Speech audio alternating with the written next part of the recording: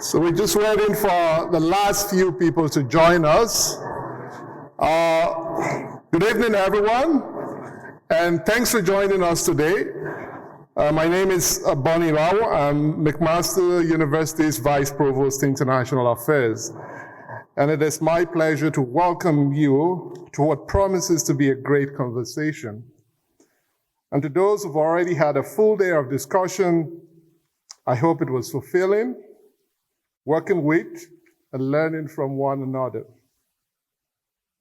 I want to begin with some land acknowledgement. We recognize that McMaster community and our guests meet and learn on the traditional territories of the Mississauga and Haudenosaunee nations and within the lands protected by the Dish with One Spoon, One Pond, an agreement to peaceably share and care for the resources around the Great Lakes. McMaster University is pleased to host the first Social Innovation Forum designed to foster innovation and build capacity in the social and municipal sectors. It's never been as important that we work together across sectors to create opportunities, to mobilize our collective knowledge, to develop sound policies and best practices, and to ensure that research coming out of universities is placed in the hands of those who can put it to its best use to advance society.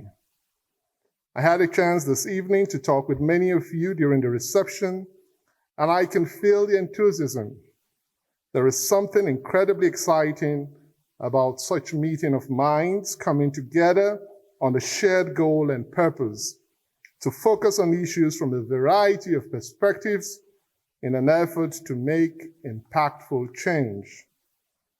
I thank you all for sharing your time and talent with us, and I'd like to acknowledge the leadership and initiative, the intellectual leadership and initiative of my colleague, Sandra Lapointe,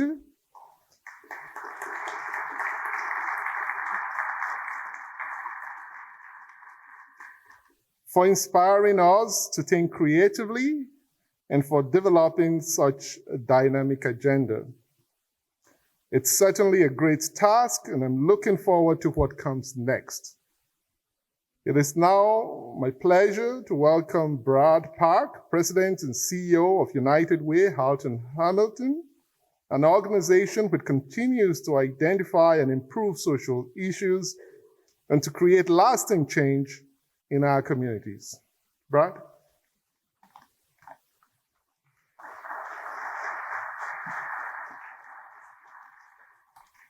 Thank you, Bonnie, and good evening, everyone. Thank you to the collaborative here at McMaster University for bringing us all together tonight. Now, since 2019, United Way and the collaborative have been working together to create experiential learning opportunities between the social sector and students that are mutually beneficial. Clearly, the social sector is at the front lines of addressing social issues, but it takes all of us to build resilient communities. We know that students and academic institutions have significant insight to contribute towards social change, an opportunity to benefit from working directly with social sector organizations. Strengthening our social safety net is a key part of United Way's mission in our community, and it involves helping nonprofits and community partners to build their capacity to create programs, policies, and systems effective at addressing social issues. We're proud to be working with community partners like the Collaborative to create capacity building programs that support our partners to build skills, resources, and networks that help them advance social change. The research that we've done together has revealed opportunities and challenges to be made so we can continue to maximize our impact in collaborations with academia, students, and organizations in the social sector. The United Way team is looking forward to the future of this work and what it means for the betterment of our community. And now I'd like to introduce our next guest, Rudy Wallace, who is the Vice President of Grants and Community Initiatives for the Hamilton Community Foundation.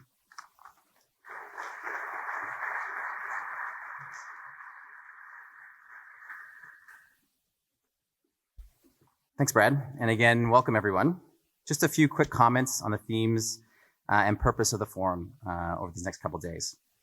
Much of the resilience and effectiveness of the social sector comes from partnerships and collaboration. No single organization can effect positive change on its own. That's why we're all here today. Creating alignment based on shared values between organizations and communities is essential to developing trust and long-lasting partnerships to address generational and existential challenges we collectively face. Partnerships that center this trust, that are community-centric and committed to continuous learning, may lead to facing hard truths about one's organization's programming, having to go back to the drawing board, or learning to work together collaboratively in competitive funding environments. But it's these kinds of partnerships that lend themselves to innovation and to solutions to seemingly intractable problems. That's why spaces like this forum are so integral to developing networks, creating partnerships, and sharing and hopefully mobilizing knowledge and innovative practices and ideas. So again, I'd like to thank the organizers, the Collaborative, and the Canadian Science Policy Centre for putting on this forum. Hamilton Community Foundation is committed to working across sectors with partners with shared values and aligned visions for positive impact in people's lives. And I want to thank our host, McMaster University, not only for hosting this forum, but the partnership that Hamilton Community Foundation has had the privilege to enjoy over a long number of years. From working together with other educational partners to better understand student pathways, very innovative in our lack of data sharing provincially here in Ontario. Sorry, that's a little, we'll get there. Through the Community Research Partnership to better understand student pathways to post-secondary opportunities, or collaborating with the Research Shop to increase the capacity of the nonprofit sector by creating access to additional expertise. Again, thank you to our host. Finally, I'm excited for the partnership and networks that become stronger as a result of this forum, and the ones that are sparked by open minds and a shared commitment to positive impact. So with that, I'll pass it back to Bonnie. Thanks.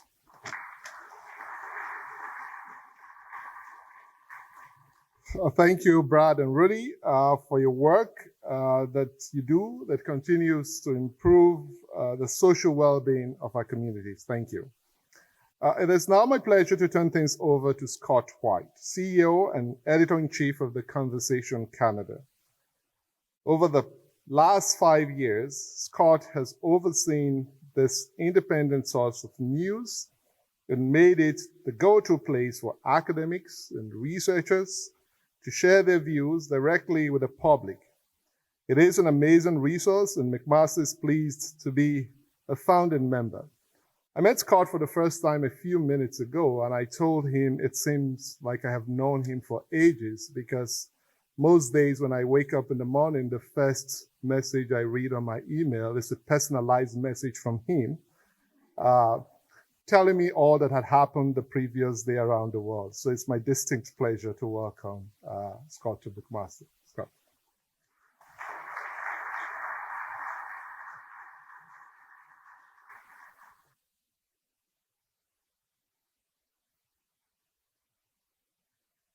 Thank you very much, Bonnie, and it's great to be here.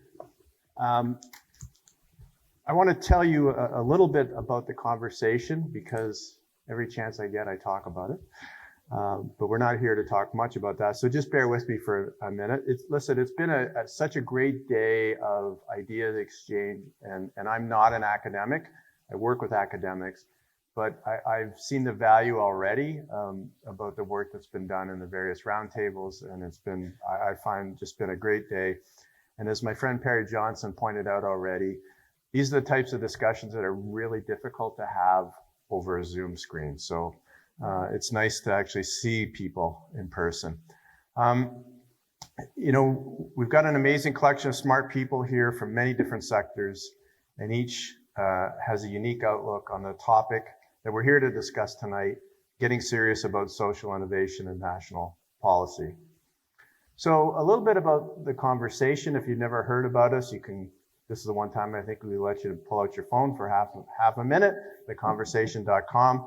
And I would put forward that, having read Dan's book, that we are an example of a social innovation, and I think, Dan, stage 3 innovation, because we've tried to infuse innovation into an established industry. And that's journalism. And journalism, when done properly, serves the public good. But the business model is broken, and that's allowed an insipid creep of misinformation and disinformation to infect our societies. However, as traditional media struggles, dozens of new journalism organizations have been born. I'm proud to say that we're one of them. We thank very much McMaster, and some of our other funders are here as well tonight, and we wouldn't be here without them. So when I explain the model of the conversation to people, I tell them we're like the Reese's peanut butter cup of journalism. Now, what do I mean by that? Well, Reese's used to have this advertising slogan that its peanut butter cups were, and this was the slogan, two great tastes that taste great together. So how does that apply to the conversation? Well, quite simply, our unique model, all of our authors are academics from Canadian universities, so that's the chocolate. We have an amazing team of journalists who have an expertise in communicating to the general public. That's the peanut butter. Two valuable things on their own, but when you put them together, it's something even better. And that's what the conversation is, this unique combination of academia and journalism. And we've been around in Canada for 5 years, and over that time, we've published more than 7,000 articles and our content has been viewed more than 170 million times, which is fascinating, but we're also one of 8 conversations around the world. It's in the UK, it's a concept that started in Australia, UK, France, Spain, Indonesia, Sub-Saharan Africa, and the United States, as well as Canada, English, and French. And when you put all of it's the same model in every region, almost 1 billion people read our content in 2021. And so that's a lot of knowledge mobilization. We're also pleased that we published an article by Sandra Lapointe last week, written in part to publicize this conference. And the headline of Sandra's article was How Social Sciences and Humanities Programs Can Prepare Students for Employment. And in the article, she explained the research her team has done on the capacity of social sciences and humanities to foster skills that are important for the future of work. So I'm happy to speak to any of you over dinner if you'd like to learn more about the conversation, but we're here tonight to hear from these two great guests that we have with us. Andrea Nemtin has been the Executive Director of Social Innovation Canada, which provides the collaborative infrastructure to strengthen Canada's social innovation ecosystem by empowering people, organizations, and systems with the tools, knowledge, skills, and connections that they need to solve real and complex problems. Andrea has an extensive background in the area we're here to talk about this evening, and for more than 20 years, she has focused on creative, positive, social, and environmental progress through strategic philanthropy, media and arts, social innovation, and impact investing. Dan Breznitz serves as the Munk Chair of Innovation Studies and co-director of the Innovation Policy Lab at the University of Toronto. He co-directs the program on innovation, equity, and future prosperity as a fellow of the Canadian Institute for Advanced Research. Dan has a lot of jobs. He's going to also tell us about his work with the federal government. He just told us he's looking forward to the day when he only has 2 jobs, so that's great. Dan is the author of an amazing book called Innovation in Real Places, Strategies for Prosperity in an Unforgiving World, which won the 2021 Donner Prize for Excellence and Innovation in Public Policy, writing by Canadians. So can you take a moment and welcome our guests, please? Thank you.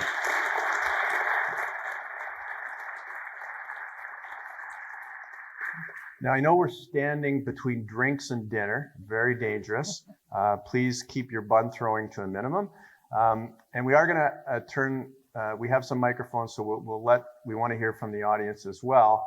But I want to ask a couple of questions to our guests here to start the ball rolling.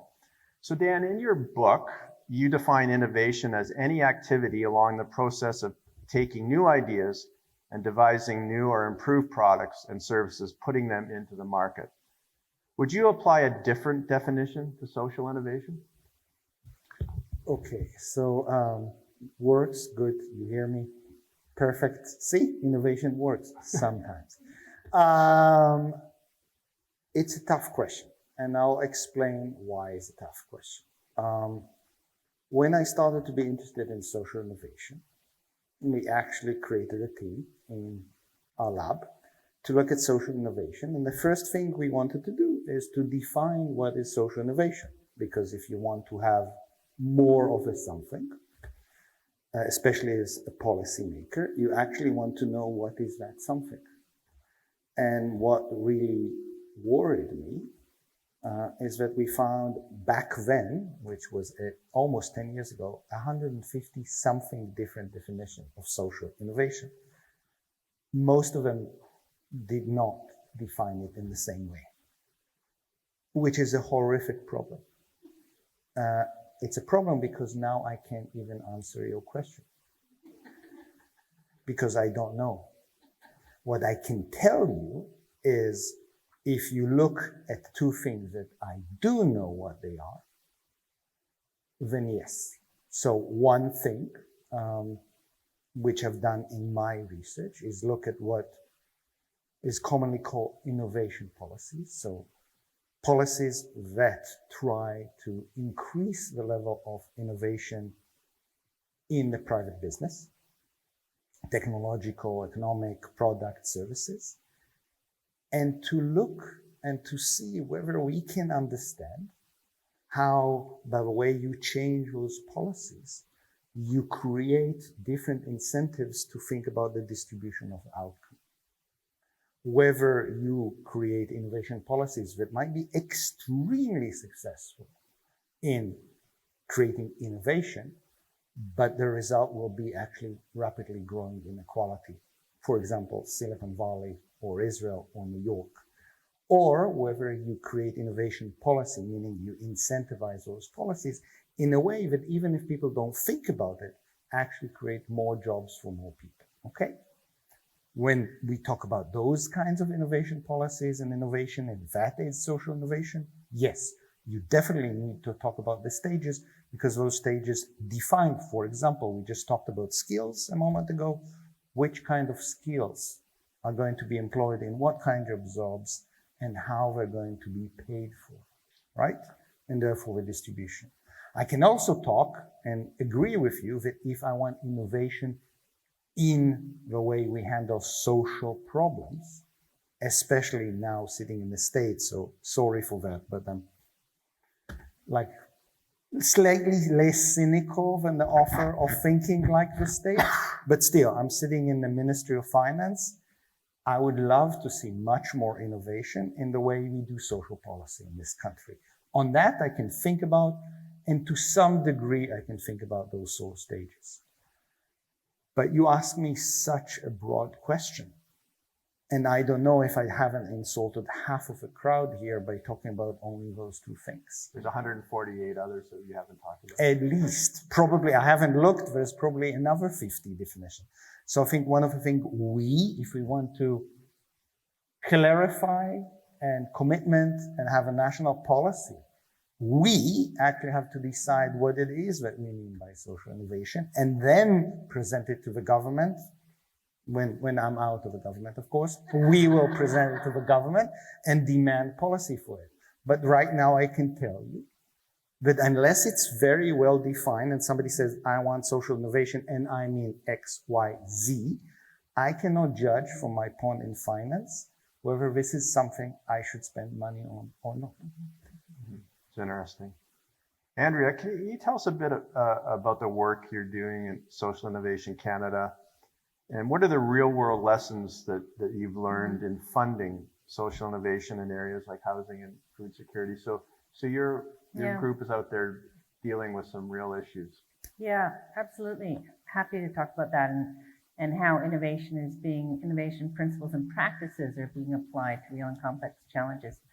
First, I just want to share that, when I was doing when I had to try and decide which major to choose when I was doing my BA at Simon Fraser University. And at that point, communications was an applied science. So it could actually get research probably from the Science Council. And I chose communications because nobody actually knew what it was. I kind of figured then I could do whatever I wanted or whatever was needed.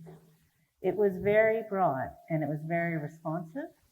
And it was able to actually, whether it was interpersonal communications, whether it was corporate communications, whether it was sort of setting the narrative. And and actual societal narratives and societal and policy on communications. And so I think that, we do need to be careful. I agree with you in that in an ask for social innovation, I was just sort of thinking, like, where would this even fit? Why would we be, I think there's 4,000 innovation programs in the Canadian government right now. I read that. I read the mining guy wrote that. He was critiquing our innovation policy. And none of them are actually focused on creating environmental and social, there are many on environmental, but on actual social, positive social outcomes, other than through the process of creating economic growth. And we're in a moment right now where we know that blind economic growth does not benefit everyone. Just as you're saying. And in fact, it can be a systemic engine, a systemic fuel to create more and more wealth inequality.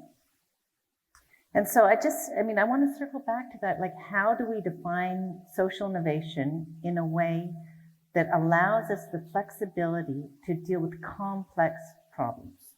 So this is where we try and focus on at Social Innovation Canada. We were founded, actually, we emerged out of SIG, Social Innovation Generation. I think you all have a book in your bag that came from the Standing on the Shoulders of Giants at SIG, who started to define the field of social innovation. When SIG was winding down, a number of different individuals and organizations got together and started to think about what Canada needed then at that moment. I think it was 2017, 2018, in terms of social innovation.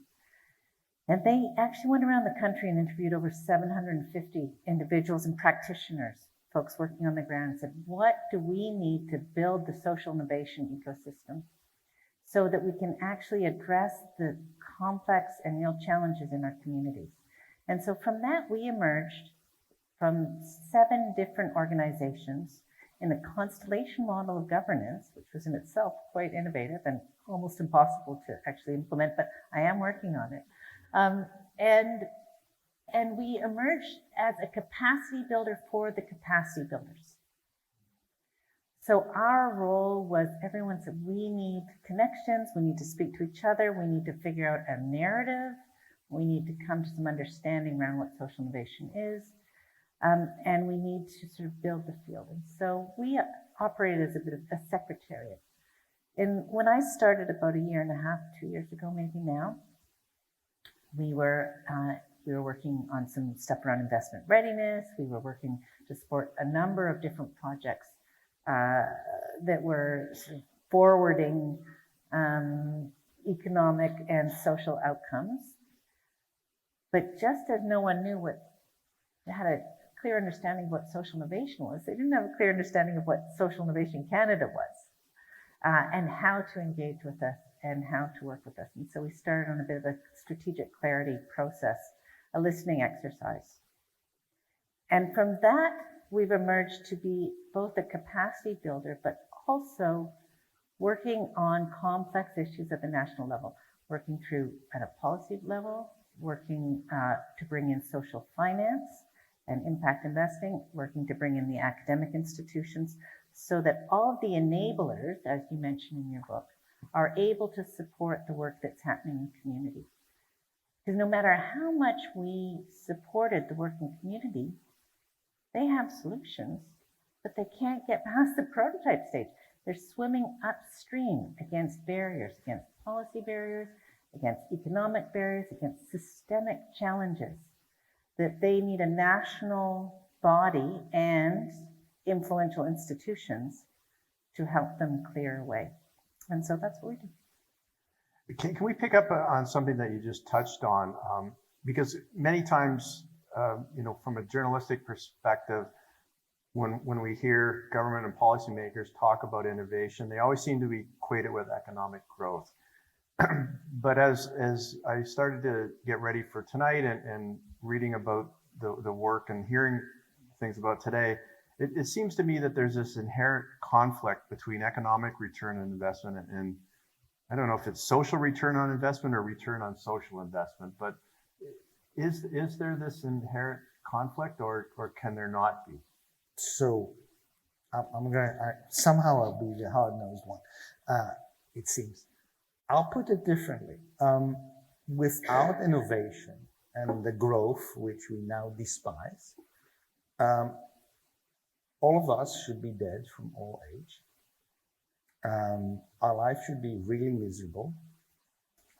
Most of humanity, for most of its existence, and I'm talking until about 8 years ago, most did not know if they have food next week. So let's put it in perspective, okay? Without innovation, without fixing those basic problems, and actually enriching our life, we are in a beautiful hall for music. Can you imagine, can somebody 50 years ago imagine that on everything that we now own, you have access to each and every piece of music in the world? So we have to remember that. That's one. The second is that if you want more equality, and by the way, this goes also all the way to, if people still remember the news of yesterday, Thomas Piketty speaking about inequality.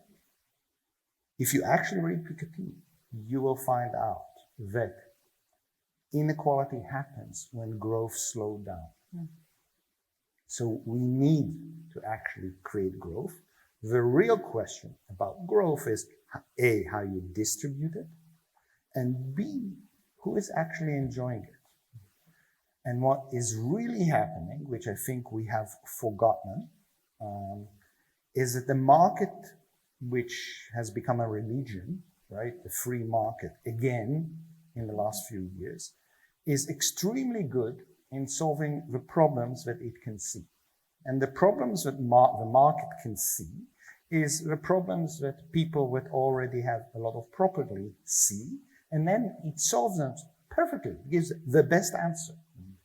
The problem for us is, especially by the way in this country, if you look at our trade agreement, competition agreement, innovation, non-policy, is that we have assumed that the market also solves all those other problems. And in almost a religious degree. So my friends who are, in the University of Chicago will start laughing if I actually explain what Canadian policy makers think that free trades, for example, or just letting the market do its thing will do to social problems in Canada. You let it run for 30 years and you have a serious problem, both in innovation, which we can talk about later, but also in terms of inequality. We, as a society, have been good in making sure it doesn't get out of hand. But now we moved into a degree where we almost start to have a political backlash against growth because we think it leads to inequality, instead of understanding that the real way of solving inequality is to grow the pie and make sure that everybody is participating. And what really happened in the last 20 years, especially south of a border, is they have grown the pie, but only a small slice of a population is allowed to play and enjoy that growth. And this is a lesson we need to learn, and need to learn very quickly. Andrea, what do you think? So I was an entrepreneur for years. I mean, I love innovation. I like and I believe that we need to invest, and I believe in the market doing what the market can do. And we don't actually disagree on this. I think we're supposed to be arguing, but I do think that the market fails, and it's gotten quite large, and it needs to be regulated. And, however, I don't know exactly, but I do know what happens when you think the market will solve social problems is it doesn't. And I can just take housing as a great example, right? So we have a big affordable housing crisis right now. There's a huge number of advocates that just say, let the developers run wild and they will increase the supply of housing, and then the prices will drop. They seem to think that housing is a simple supply and demand issue. Now, this is actually a complex challenge, right? And so, if you want to sort of create an app and sell it, it's transactional, it's a simple challenge. If you want to do sort of a mining technology, it's maybe a complicated challenge.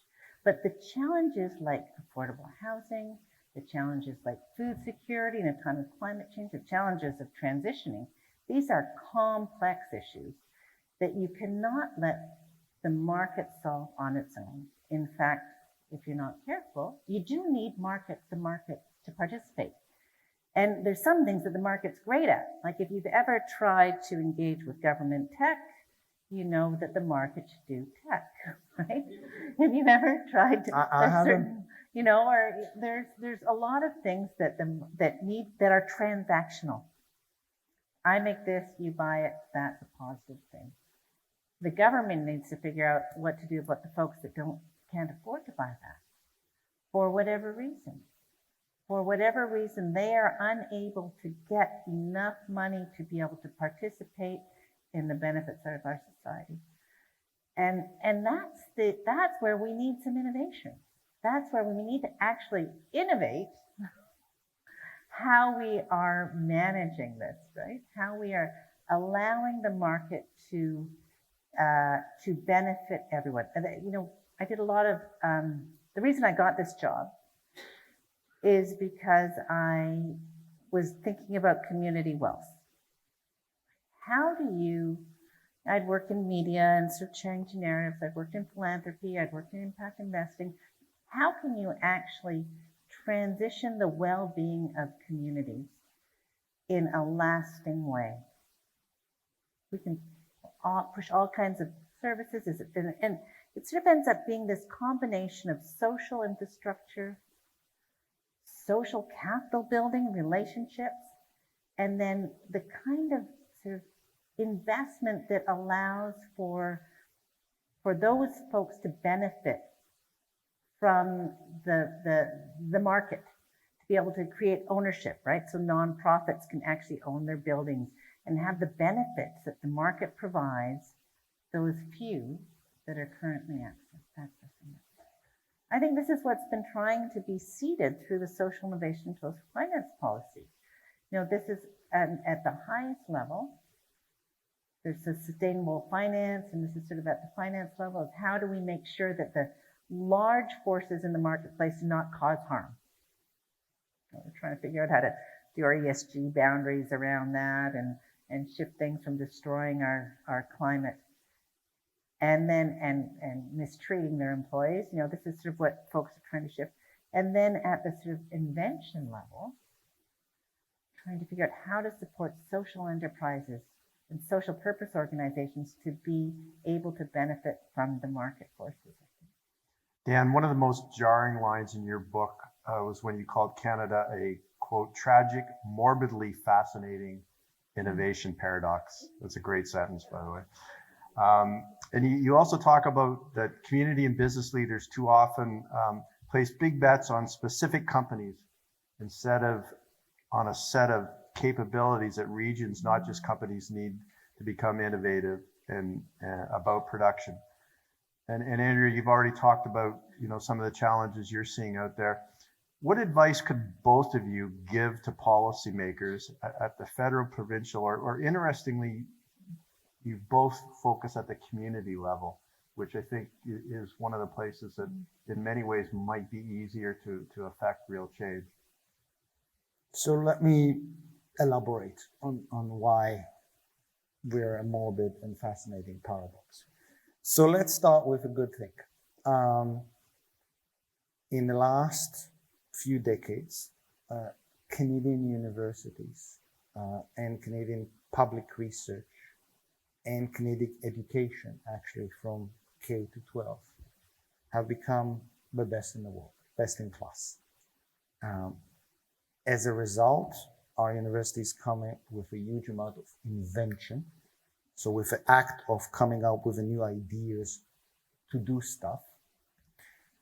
which is not innovation. Innovation is the act of actually taking ideas and actualizing them all across the stages of production, from new ideas to even after sale, and do it continuously.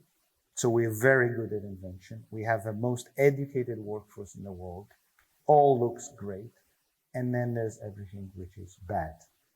Every and each metrics which try to judge how well are we doing with using knowledge, engaging with knowledge in our economy. Forget doing R&D.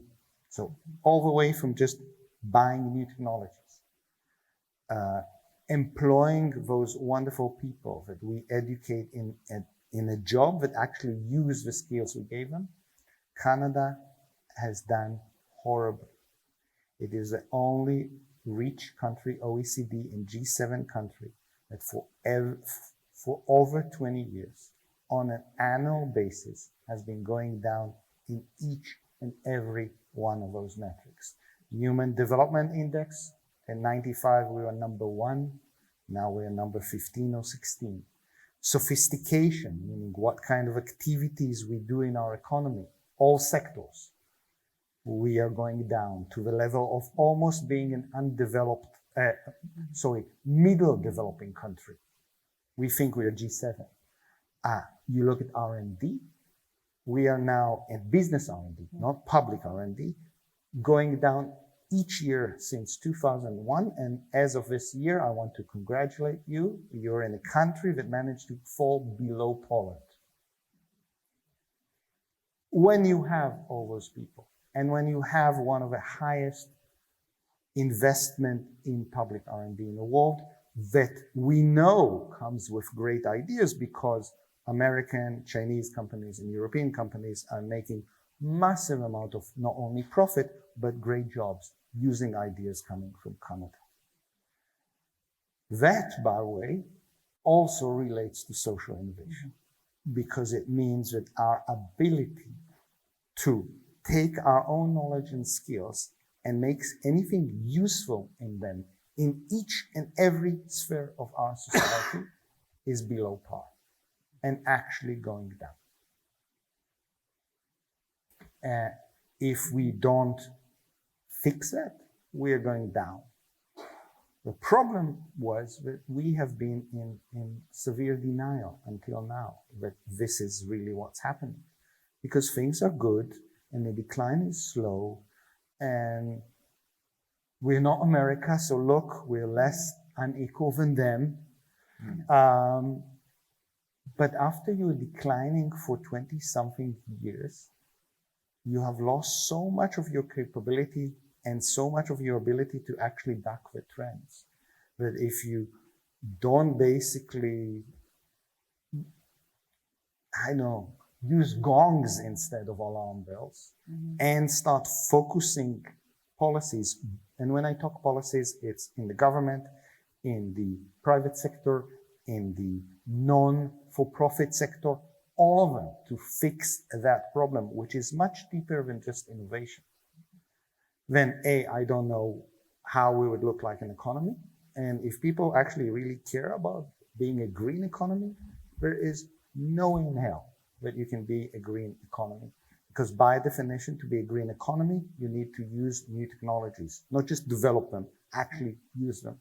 If your companies and government are the third in line, they check until the whole world showed that those technologies work, how are you going to be a green leader? I have no clue. Sorry for being so pessimistic, but it's time to wake up.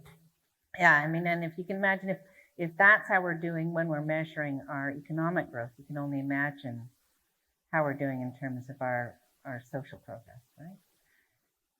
And yet there are cracks in the ceiling, right? And my father was, look for the cracks in the ceiling, look for the light shining through. And I think that that there are, the challenge is that because of the complexity of the transition to the green economy, the complexity of dealing with housing, because it's an asset and a commodity, the complexity of these issues, they are actually systemic and require everyone to shift. So everyone who's being touched by that is going to have to change. And some of them will have to be made to change, and some of them will want to lead the change. I always said there's two kinds of, when I was in philanthropy, it's probably the same in every industry. There's two kinds of organizations, those who want to be first and those who don't want to be first. And so, you know, and if you sort of get out there and start to lead, the ones who want to be first will go right around you, and they'll be like egged on to try and surpass you and to lead. And those who don't want to be first will follow, because you'll have de-risked any kind of change. And so one of the things that, you know, that there are, I think that the reality is these changes can't just come top down. We're not going to wake up in time with a national social innovation policy at the federal level that's going to shift everything. I think we'll get there, but in the interim, every single actor has to start shifting. Right? Everyone has to say, okay, what am I able to do? What is in my area of influence? What can I actually, so if you're a municipality or if you influence municipalities, green transition, what are their procurement strategies? What do they need to be able to actually, often organizations and individuals and institutions have the intention and the desire to do things far beyond the time at which they have the capacity to do them. So you talk a lot about the folks that are out in the ecosystem builders who are doing the connecting. You talk a lot about having to have knowledge mobilization. This is what we can all do. We can start actually sort of funding knowledge mobilization. We can start sourcing all of the solutions. We can start implementing and lobbying for them. If there's 2,000 municipalities in this country. If they all started to implement green procurement strategies, that would create actually an economy that might start, it would at least support it, right? Then you can lobby the government, the provincial. So this is just one, or on the housing issue.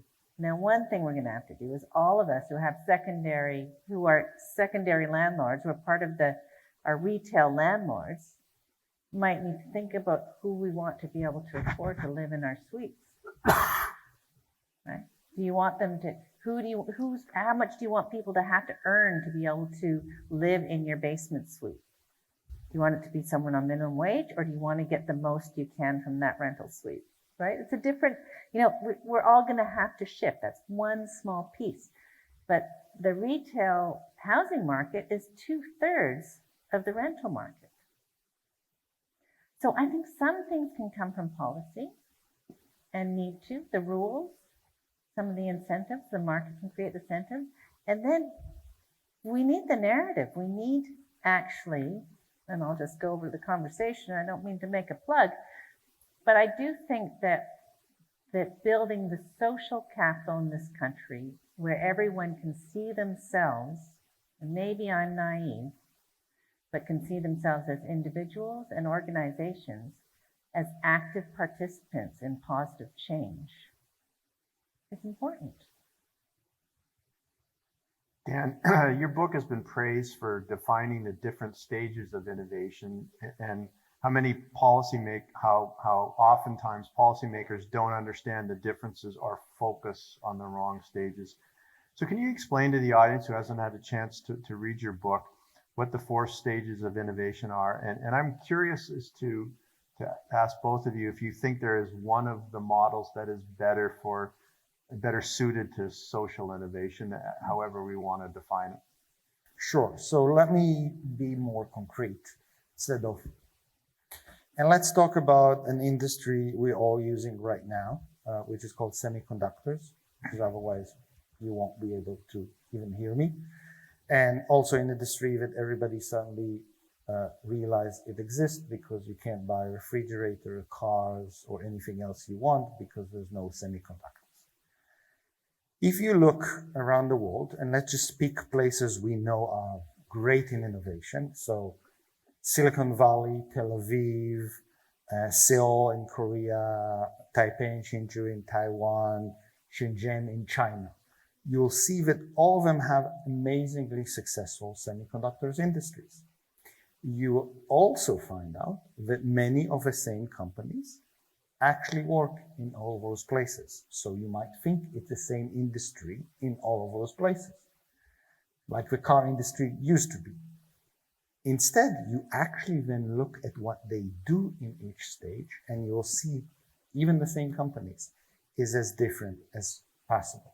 So in Tel Aviv and Silicon Valley, they do the first stage of innovation. They come up with new ideas to put on silicon. We now all know that the only place in Taiwan that actually has the innovation capacity of figuring out how to take those ideas and make them into real silicon is Taiwan and Taiwan semiconductor manufacturing. All of you, and I see you have a nice smartphone here. In Korea, they focus on very specific niches, especially what people know as memory and controller for those screens. That means that no matter who produces your smartphone or tablet, it will be a Korean company that get the second highest profit margin.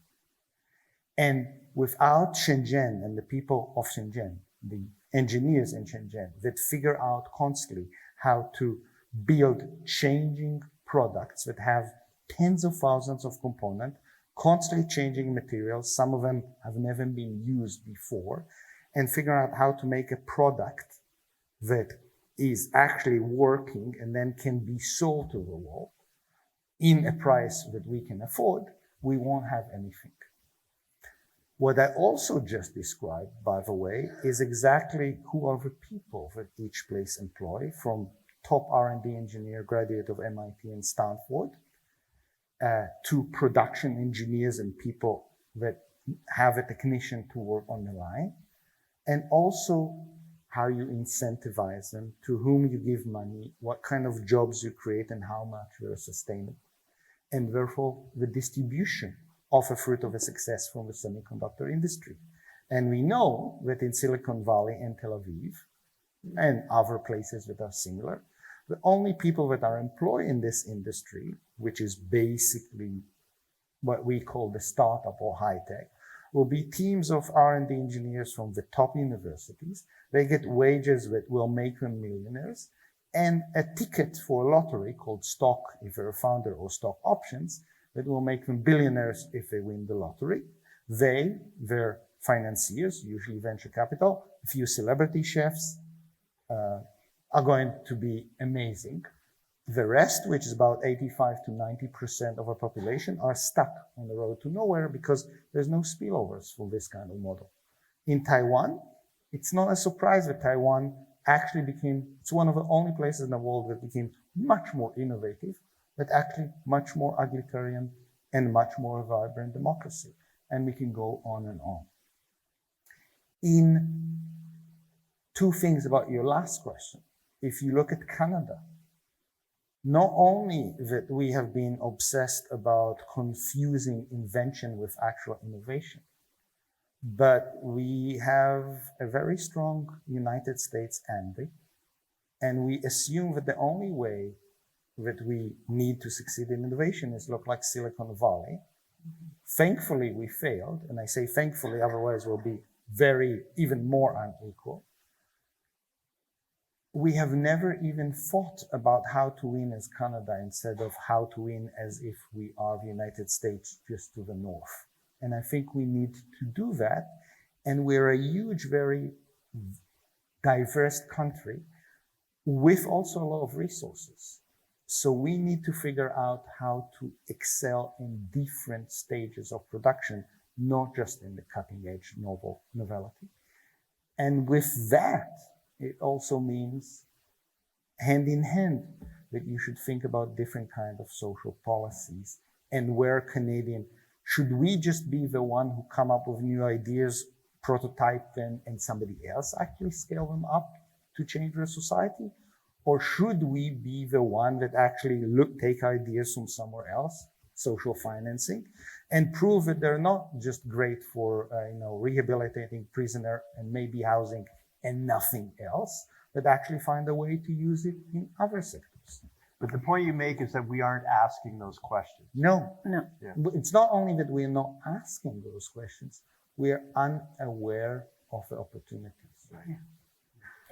And I would argue that, when I was reading about the community wealth, which is sort of this whole system of actually identifying anchor institutions and doing investment and sort of supporting the nonprofit sector and the community that builds lasting ownership and autonomy in a community that's not sort of development and displacement, right? And it's quite, the thing that it missed is the actual investment in the social capital. Now, Canada has had very strong cultural policies. In fact, they consider investing in culture. I remember someone saying it's part of our sort of national defense because we need to have a Canadian identity to protect ourselves from being assimilated by the Americans. This is why public dollars go into Canadian content, into book publishing, into television and other kinds of, into journalism. We wish more.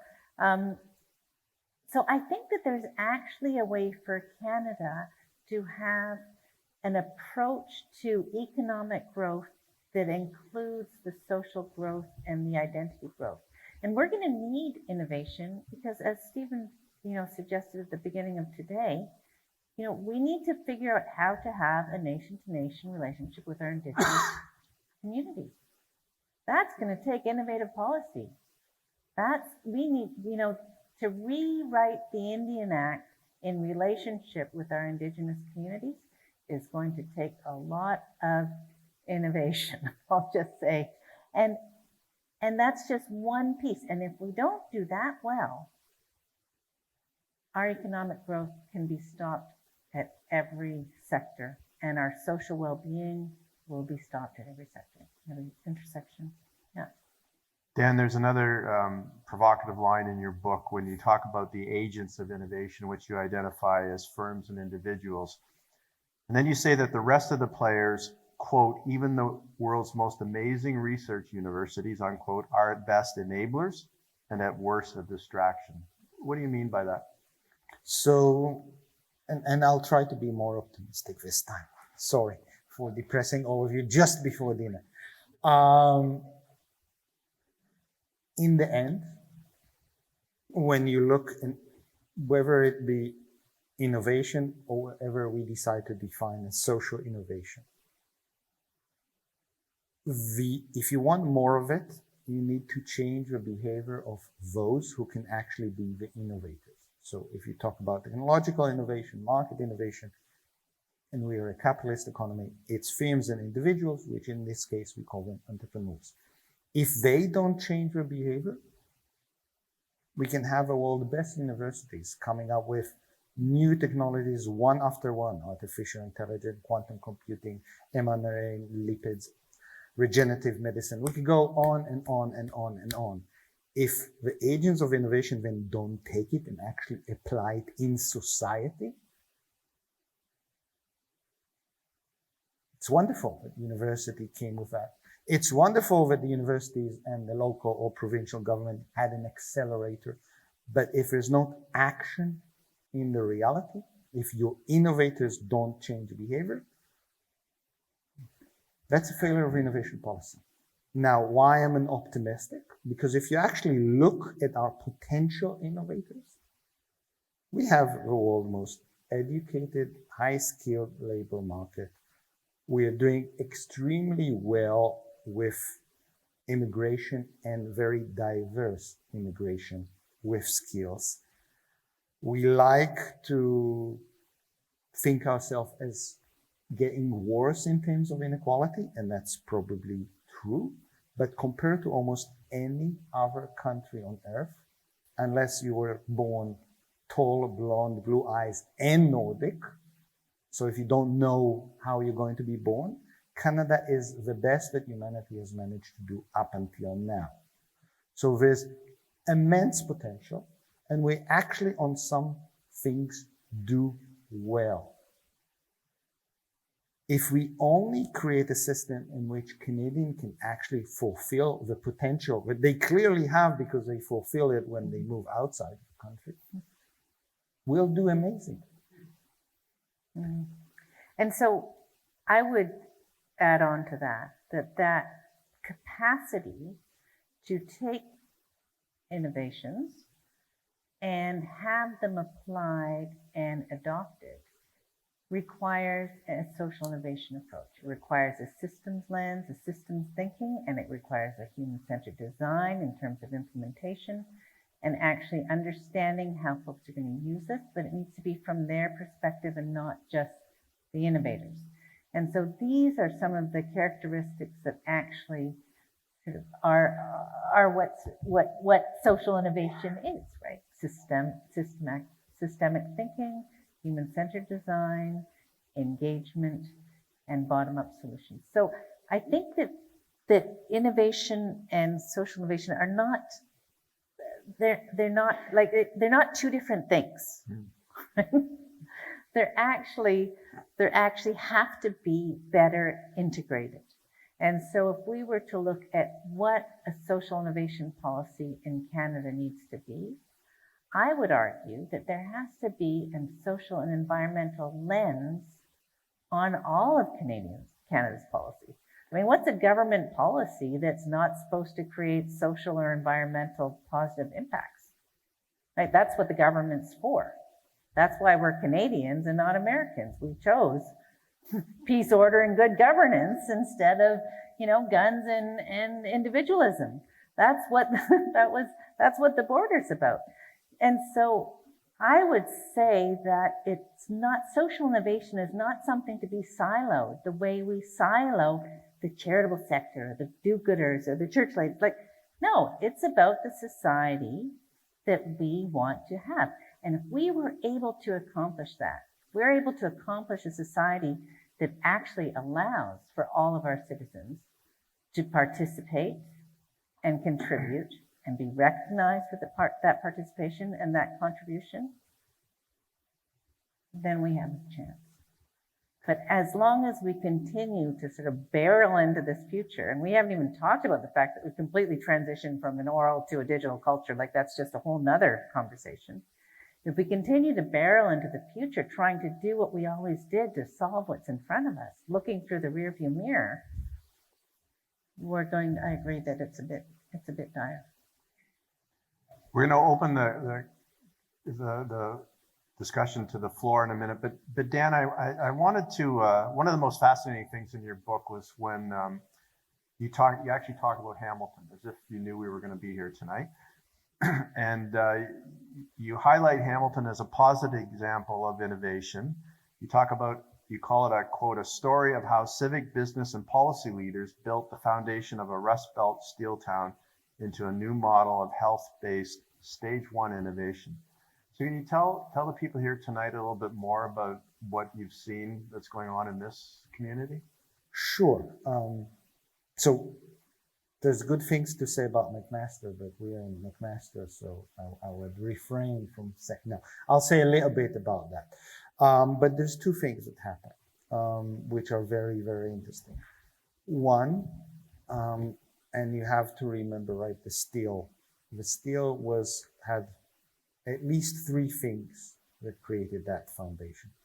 First of all, which people constantly forget, the two big steel companies that have been here, still sort of here, actually did massive amount of R&D and employed a huge amount of engineering.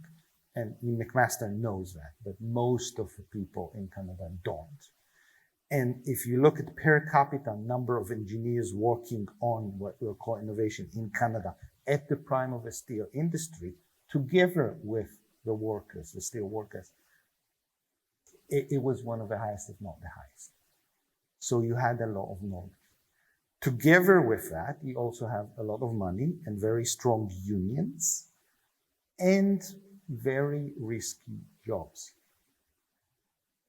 with quite a lot of benefits. So you build, and I assume you talked about the health because that's the one place I can say good things about McMaster as well. You build a system in which in certain areas, right, when you work in steel, you have a lot of injuries, a lot of benefits, a lot of knowledge, and a medical system and ability to demand solution to those problems and a local ability to play with some of those problems, from denture to sites to burns to everything. And you can see how that relates and creates a wave of innovation, what some people might call user-based innovation. Okay, so not, a team of engineers thinking about, oh, this will be a great technology for the future, but a team of engineers or medical engineers looking at a medical problem and says, here is something that might work for it slightly better or more. And I actually have the financing to a degree, even without thinking about it, to at least start a prototype and scale it up.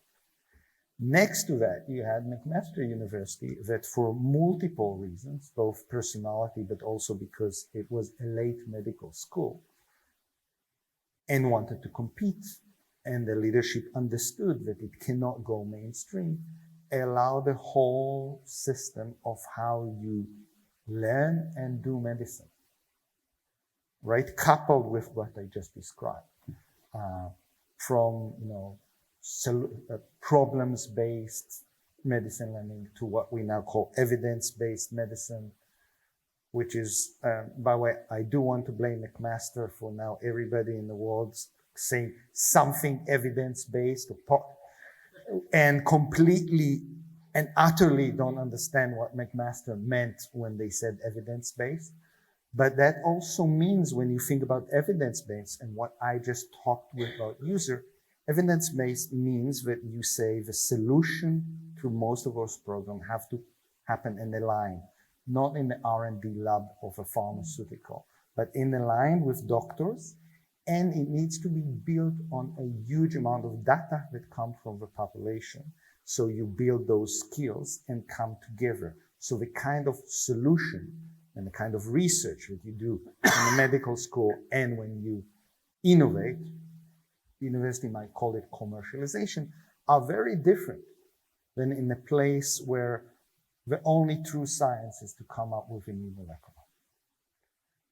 You run it over 40 years, and you have, and together with the decline of the whole industry, you have an institutional space to create a new model.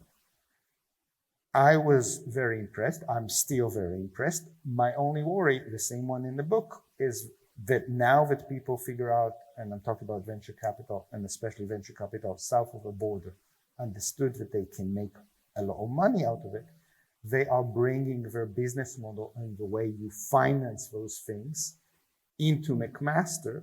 And you could see more and more, I should say Hamilton, not McMaster, more and more of Hamilton companies basically starting to look like Israeli startups.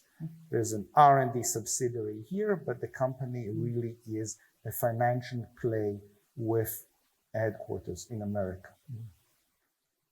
So if there's anyone here in this crowd that can at least play a delay game on this change, please do. Because one of the really interesting things in your book is you talk about the source of funding. If it's not from the community, it will eventually leave, and it has no social interest in the community. Yep. Anyway, I just found it so fascinating, and I encourage you to talk to Dan more about it. But let's go to the floor. So we have microphones on both sides. Okay. It's always hard for the first person. And while you're sort of deciding who's going to stand up first, I just want to say that this is actually social innovation. Yeah. It used the pension fund invested its dollars in the solutions in venture, and those are ventures. That's risky capital that I think it was a pension fund, or was it, or the benefits fund? The benefits fund invested their money in the development of those solutions that were going to impact their beneficiaries. And this is something that if we were to look at and take that model, say to the insurance mutuals or the insurance companies who have the most information on flooding and climate change, probably more than the governments, right?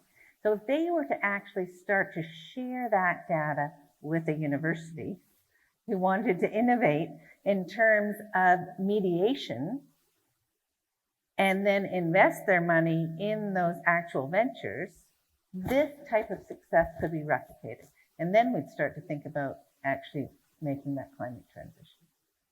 Or pension funds. Please identify yourself when you ask your question. Yeah, hi.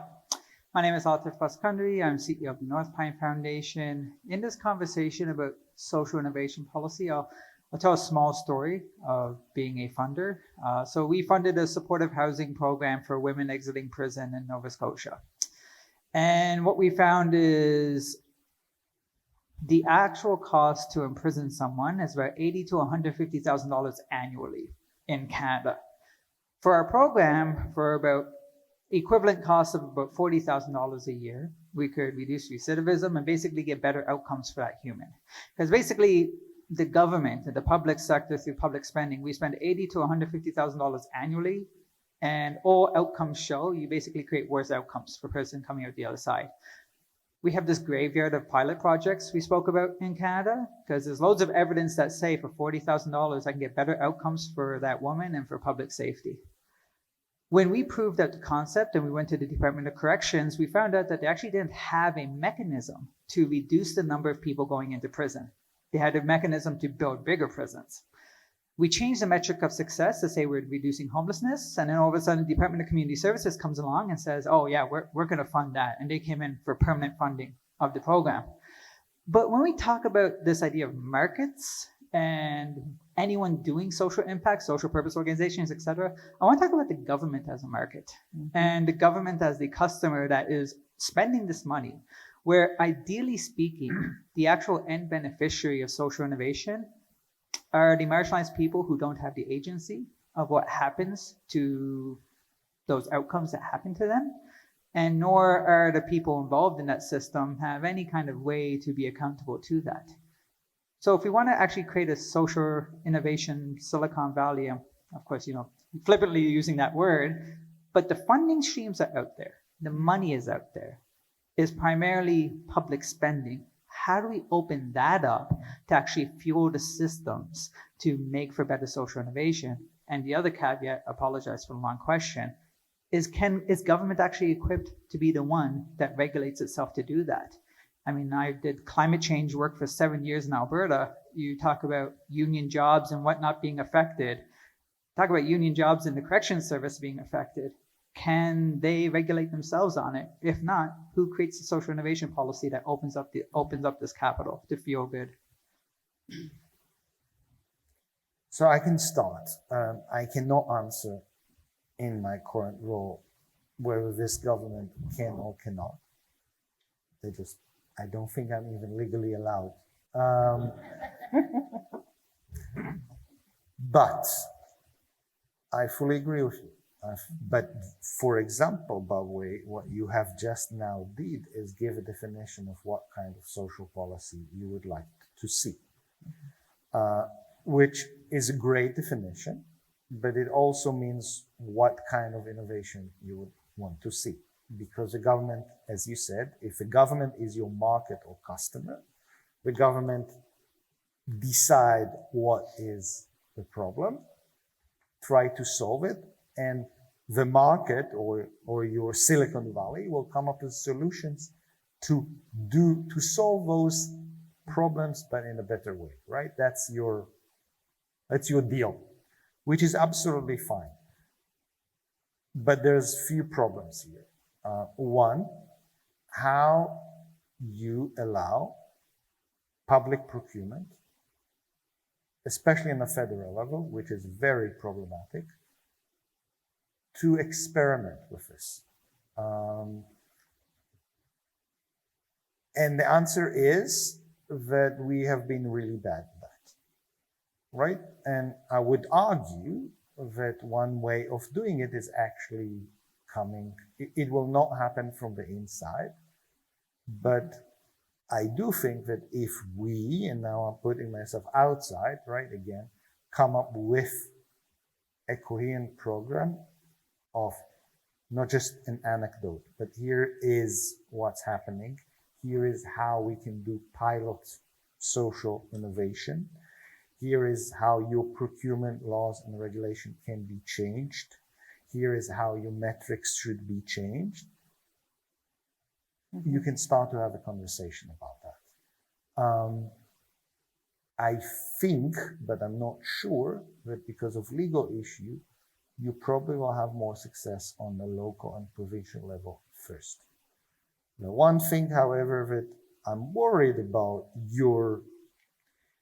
is that you already basically have said that your innovation will deal only with social problems that the government recognizes as social problems that needs to be dealt with. So I will challenge you back and say, admit that, and then the question is, how do you create a model which is sustainable, right, over a prototype for problems that the government doesn't even recognize as social problems that needs to be dealt with? Who are going to give you what you called permanent financing if this is the problem you want to solve? And I'll stop there. Andrea, if I could just, the thing that comes from mind is I don't know how someone who's dealing with those real world problems, like that's a solution, and yet you have politicians who talk about tough on crime in the face of data that shows that crime's actually going down. So how does that intersect of politics get in the way of real solutions like this? I mean, people, we all have the same values. It's just that they're in different order, right? Like there was work that was done, people who are sort of have their tough on crime narrative, they just are misguided. And so you just kind of over there. But there has been, I just want to answer I think that I have seen some really interesting pilots on this. So I was part of a group that was working on some outcomes financing. And I would say even more than whether it's a problem that the government recognizes is about whether the solution indicators are the ones that they're willing to pay for, right? And so there was I think it was Outcomes Canada was an initiative that was sort of being led by the community foundations with some other collaborators. And they actually were putting together an interdepartmental group of folks that would come together and co-invest in an outcomes fund. And the indicators of the investments would be actually gleaned by the communities and by the initiatives. And then they'd sort of kind of sell them back to the government. And it was quite complicated, but I think it was almost there, and then COVID hit. And that's the kind of thing that can be created and tested in sandboxes. One of the main recommendations of the Social Finance, Social Innovation Policy, which is already on record at the SEC, and that they create policy sandboxes where you can experiment and test these kinds of initiatives and see what the implications would be. Because, we need to sort of try them out. We're not going to get things right away. And the process of creating equitable policy is more complicated. It's harder to actually engage folks and actually, be open to being wrong when you figured it out on your napkin, right? And it's not as fast. So I think these sandboxes would be a really interesting place to bring back some of the small ideas that there are champions for, and we could start to test them. Oh, thanks. I want to congratulate first Scott, Andrea, and Dan. Great conversation, super thought-provoking. I'm Perry Johnston. I work at Genome Canada, and I had a couple of questions about how to implement the innovation policy ideas that have been talked about tonight. And I guess, Dan, my question is related to the fact that some of the thinking that you've been helping work through is now seeing implementation through the new Innovation and Investment Agency that's being created. I'm wondering how one overlays some of the conversation we've been having tonight to ensure that social outcomes are perhaps integrated into the development of such a new tool in our innovation ecosystem toolbox in Canada. Secondly, there are a number of other research funders. Ours is one of them. What advice do you have for research funders, both of you, to go away with and think, how do you disrupt your own programming to drive more fundamentals and better outcomes that lead to more equality, more impact for Canadians with public research dollars? So on the first, I can't really comment now legally. Sorry. Apart from saying it should be in the metrics. What I can do is offer you answer to your second question, and you can go from there. A successful funder, and let's move aside from funder who the mission is basic research, okay? And that's the one and only mission. And that's written, and that's it. That's what you're supposed to do.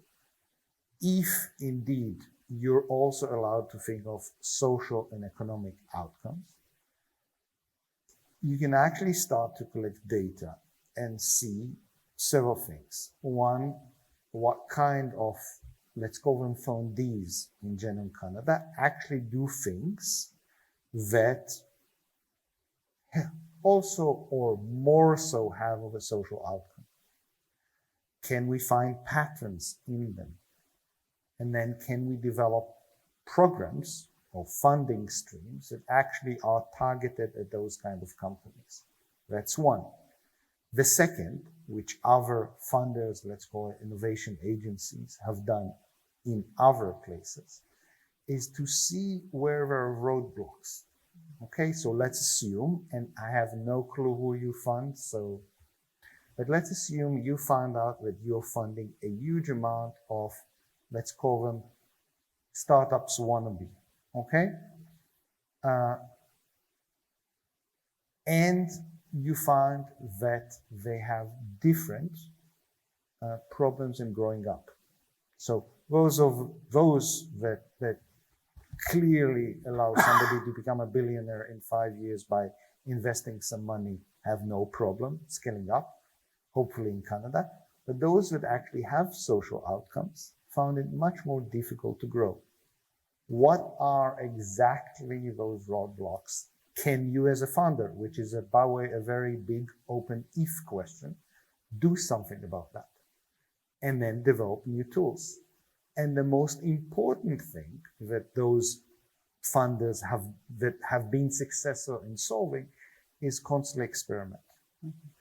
Constantly changing. It's one thing to be a funder of genome or biotech when there's nobody around and you need to start stuff. It's something else when you have a really successful industry and something else when you're in the middle. It's also something else if you want to focus on different stages, right? Because you're now talking about, if we talk about growth and social outcomes, you need to figure out business models which are true to the market, but also for social. Who is going to give you, let's call it that permanent revenue that would allow you to grow and scale up? And then just try things and admit, which is very hard, but the even harder thing is admit when something does not work, shut it down, take that money, try it on something else. Mm-hmm. Yeah, I absolutely agree. And say ask different questions, right? So if you're if in terms of an incubator, any innovation that's going to be commercialized is going to have to report on their environmental and social impacts. That's the way the world is going. And so part of the growth and the development of these initiatives is going to have to be answering those questions, creating an evaluation and an impact reporting framework. And I think it's pretty reasonable and justifiable to ensure that everything that's being incubated and supported is able to do that, especially in today's climate. And I'm going to a panel, moderating a panel on ESG for pension funds. Every investment is going to have to actually report on that from an ESG perspective. And so I would actually take it as part of the commercialization process. You need to ask the questions around your environmental and social impacts. And building the capacity within those organizations alone will create a shift. Sandra, we have time for one more question, so you tell me which way we're going to go. We should go to Coriel.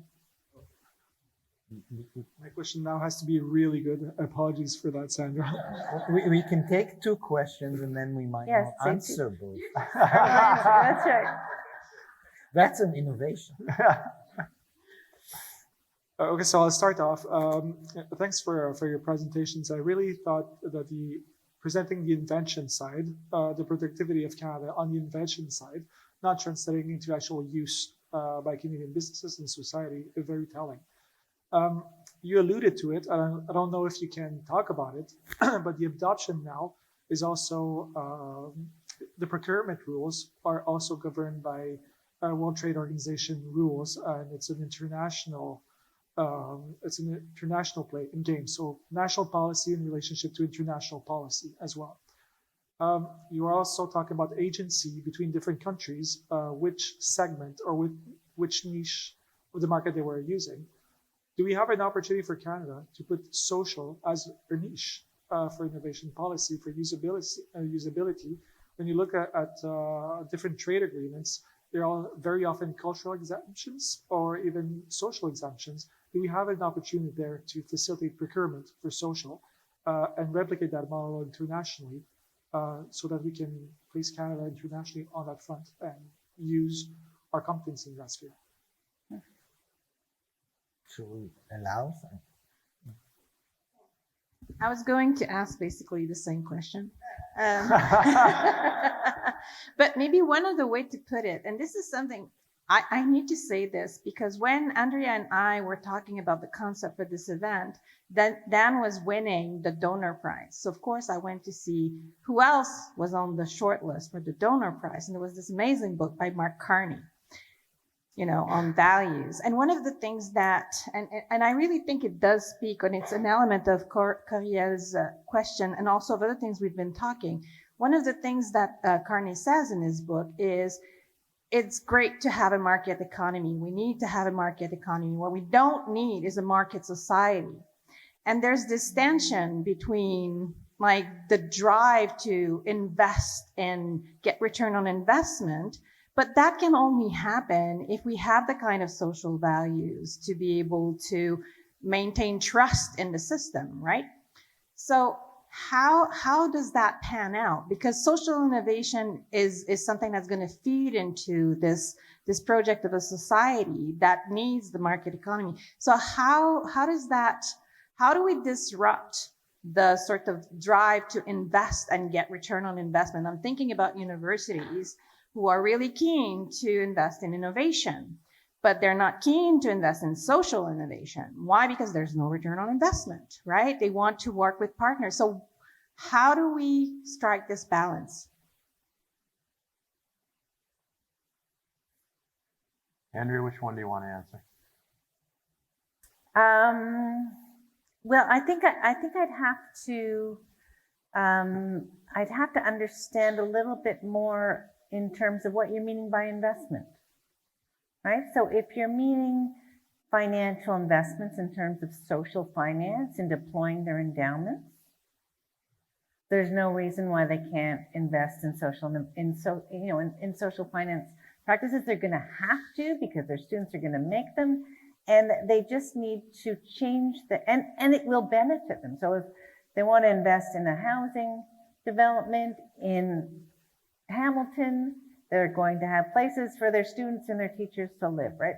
So there's a little bit of a shift right now. There seems to be a bit of a line between, it's sort of like church and state, between, growth, economic growth, and social well-being. And I think that piece needs to be brought down, right? Like that just we need to understand that economic growth does drive social well-being, but not alone. And social well-being drives economic growth. If you have healthy, happy, educated, connected folks with, feelings of identity, willing to collaborate with their neighbors and support each other, they're going to be successful economically as a community, right? And so I think it's about actually just shifting. It's about a mental model, I think. So I'll by default, I'll answer most of you, but a little bit to Sandra.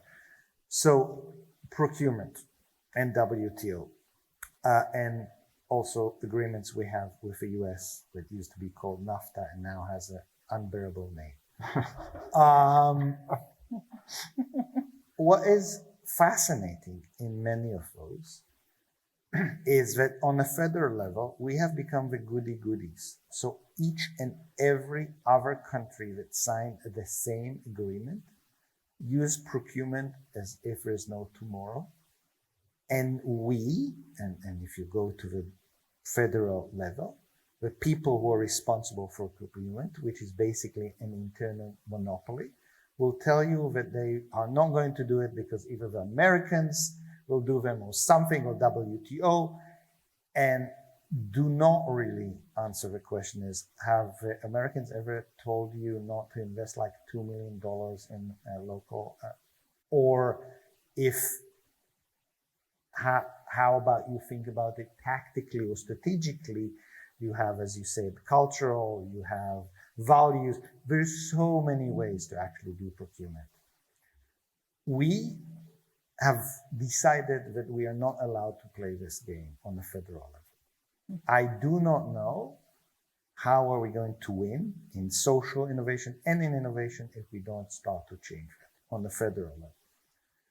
Again, one hope that I have is that the provincial and local level are not, excuse my language, as stupid and lazy as a federal procurement level, because there's no other way to describe what we do with what we don't do on purpose, our choice not to do it with procurement on the federal level. It's a disgrace, okay? And yes, you can then, if you're tactical, think about social. In terms of what Sandra said, I want to actually end on an optimistic note.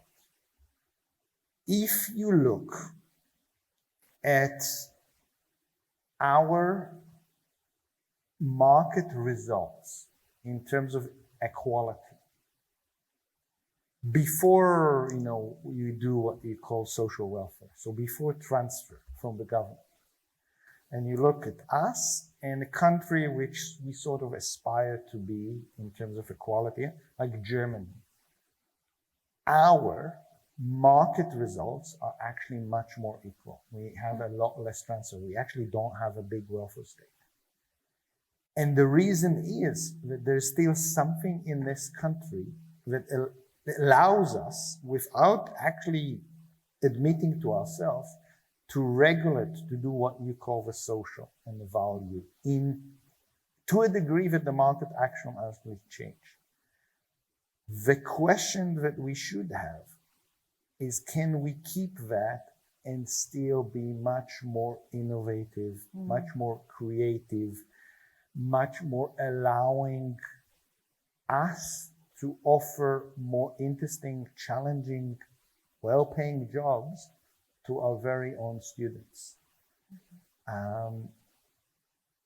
And my answer to that is, if we don't start trying, we'll never know the answer. Yeah. I also want to end on a note of optimism that actually I found at the very end of Dan's book, when he talks about the real splendor of innovation is believing in human ingenuity and the ability of communities to chart their own future, even under the worst global headwinds. I think that's exactly what this forum is about. I want to ask you to give some applause to our guests, but also to yourselves for taking a couple of days to really look at that. Thank you very much.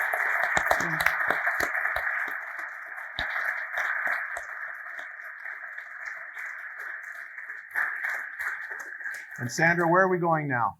I know there's food. Earlier, I wanted to make dinner for everyone, but it was too many people.